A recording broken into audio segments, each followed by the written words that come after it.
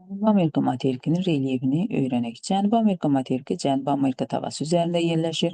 Sakit və Atlantik okeanları ilə əhatə olunmuşdur. Materikin şimalında Galinas burnu, şərqində Cabo-Branco, qərbində Parinas, cənubunda isə Frauvert burunları yerləşir. Materikin şimalında Karib dənizi sahillərindən 9000 kilometr məsafədə Ant dağları uzanır.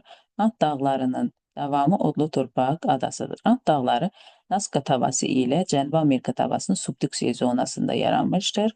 Geosinklinal qurşaqdır. Sakit okean odlu halqasına daxildir. Ant dağlarının ən hündür zirvəsi Aconcagua dağıdır. Hündürlüyü 6960 metrdir. Burada çoxlu sayda vulkanlara rast gəlirik. Ruiz, Cotopaxi, Chimborazo. Chimborazo ən hündür sönmüş vulkandır.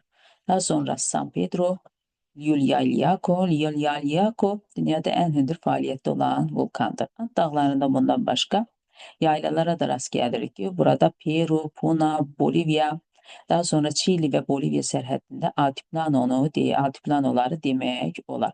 Materikin şərq hissəsi daha çox düzənlik, yayla platolardan ibarətdir və Atlantik okeanına tərəf də meyillidir. Burada Amazon ovalığı, Amazon ovalığının şimalında Guyana yaylası, Orinoco ovalığı, hündürlüyü 2875 metr olan Roraima dağı, Braziliya yaylası, hündürlüyü 2897 metr olan Bandeira dağı, daha sonra Gran Chaco çökəkliyi, La Plata ovalığı, cənubda Patagoniya yaylasını deyə bilərik. Materikin ən alçaq nöqtəsi Valdes yarımadasında Salinas Chicas gölünün səviyyəsinə uyğun gələn ərazidir ki, burada -40 metrdir.